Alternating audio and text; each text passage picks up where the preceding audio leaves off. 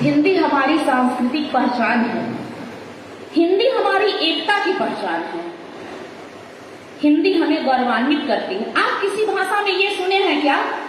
वीर रस, श्रृंगार रस, विरह रस सुने हैं? रस शब्द सुने हैं? रस शब्द का अगर प्रयोग किया गया है तो वह हिंदी भाषा में ही किया गया है। अगर आप रामधानी सिंह दिनकर की रश्मि रति पढ़ लेंगे, पूरी कविता अगर आप बढ़िया से पढ़ लेंगे तो आपके अंदर से शब्द फूटने लगेंगे, वाक्य बनने लगेंगे और आप कुछ कुछ लिखने लगेंगे। आप चौहान जी को पढ़ेंगे तो भी आप वीर रस से ग्रसित हो जाएंगे। ग्रसित शब्द यहां गलत हो जाता है, ओतप्रोत हो जाएंगे। आप में वो शब्द प्रस्फुटित होने लगेंगे। आप हरिवंश राय बच्चन जी को पढ़िए, सुभद्रा कुमारी चौहान को पढ़िए, समझ गए?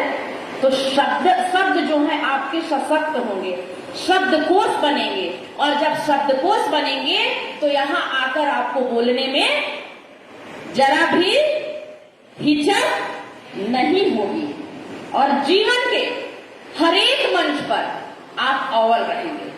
किसी भी क्षेत्र में आप जाएं। जब श्री कृष्ण कौरवों के पास गए थे पांडवों के लिए 5 ग्राम मांगने के लिए, उसका मैं शब्द पाठ, उसका मैं थोड़ा सा कविताओं को पढ़कर आपको सुनाना चाहूंगी। क्या था? जब उन्होंने प्रस्ताव रखा तो दुर्योधन बोला कि आए हैं बीच बचाव करने, रस्सी लाओ दुशासन।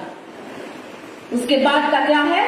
हरि ने भीषण हुंकार किया, अपना स्वरूप विस्तार किया, डगमग डगमग दिग्गज बोले, भगवान कुपित बोले होकर बोले, जंजीर बढ़ाकर साध मुझे, हाँ हाँ दुर्योधन बांध मुझे। ये है हमारी हिंदी।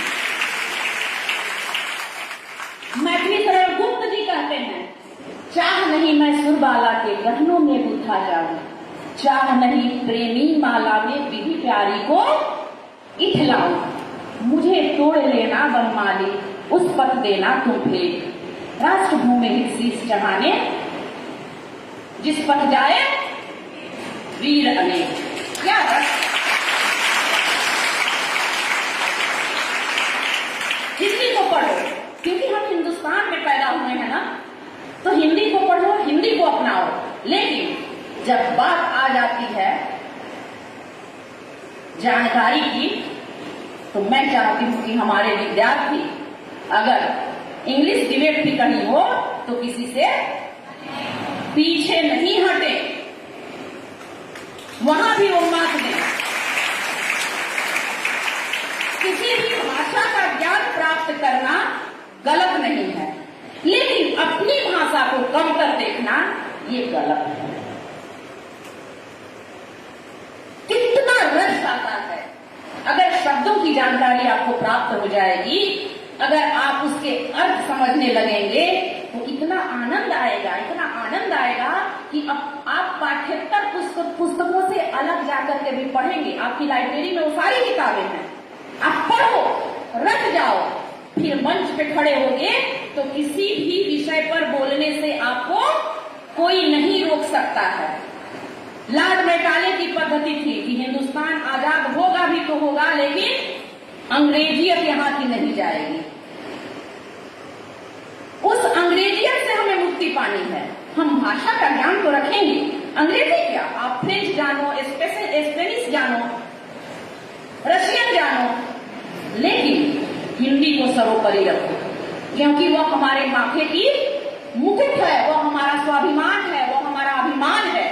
हिंदी है तो हिंदुस्तान है।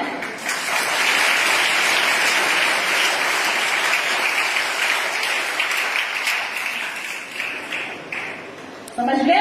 और जो आपके मन में जो था, और आज जो बच्चे यहाँ पर अपना हिंदी दिवस पर जो प्रेजेंटेशन दिए हैं उनको मैं बहुत साधुवाद देना चाहूंगी, बहुत आशीर्वाद देना चाहूंगी कि आप अगर कोई इस तरह का मंच मिले कभी मत छोड़ना, खास करके विद्यालय में, क्योंकि यही आपका सीखने का समय है, सीखने का साल है। ये गुजर गया फिर लौटकर नहीं आएगा। बच्चों ने कितना अच्छा, साक्षी कितना अच्छा बोली, वाह। कहाँ है साक्षी?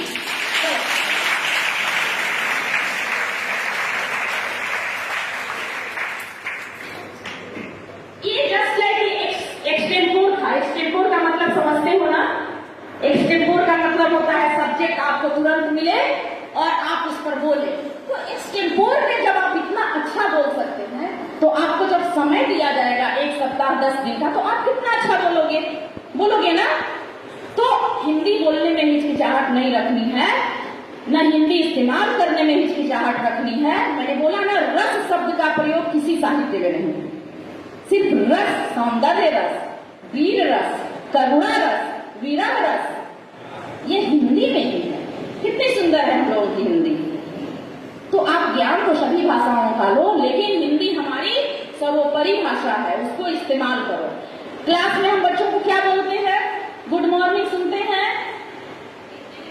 गुड बाय बोलने के लिए बोलते हैं, क्या बोलते हैं?